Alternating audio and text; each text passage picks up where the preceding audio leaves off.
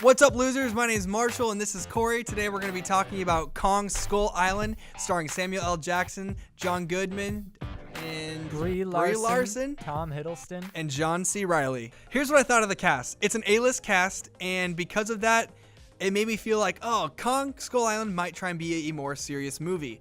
You know, we have Tom Hiddleston, who we all know for Loki. We have Samuel L. Jackson, who's, a very seasoned actor. And I didn't know what they were trying to go for with this cast. I didn't know if it was just going to be a big monster flick.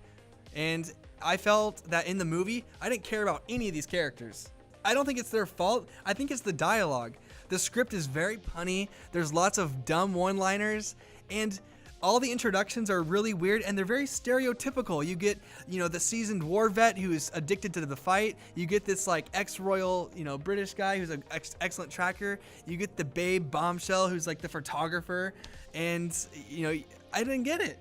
For me, I didn't have really that big of expectations for this movie. I wanted to see Kong throw down, and I wanted to see the people on the ground fighting to survive. Which is what we can expect from a big movie monster flick like this, yeah, right? Of course. If you were expecting, say, Godzilla from a few years ago, it is not that kind of movie. Yeah, it's not taken as serious as that Godzilla film, which I thought they both did good jobs of knowing what they were. I liked Godzilla. Okay. I like this too, though, and it's a very different film. There were a lot of big name, like you said, big name actors in this movie. Yes. And they actually try to give everyone equal backstory.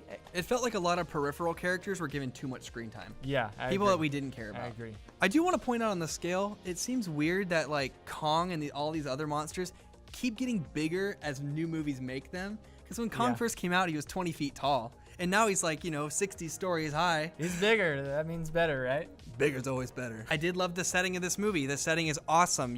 They filmed it in New Zealand. You get these huge landscapes from, valleys and mountains and huge peaks and then beaches. You get everything, and the landscape for this movie is beautiful. So this movie, tell me if this sounds like a plot to another popular film series out there.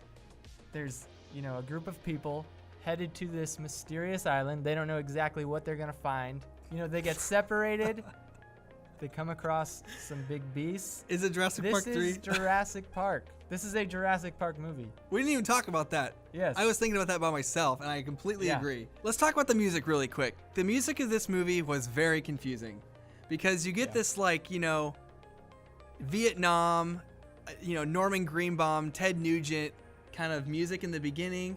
And it feels like a war flick, and then throughout the rest of the movie, you get these orchestras and choirs, and then even a little bit of electronic, atmospheric ambience, and it didn't fit, and it was very confusing to me as someone who responds very strongly to the score and to the music of movies.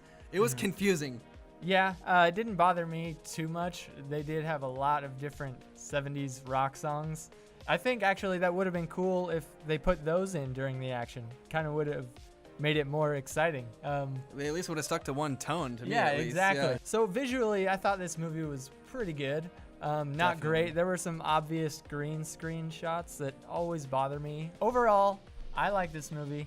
I thought there were likable characters with some good action, and it knew what it was, and it was entertaining. Didn't blow me away, but I had a good time.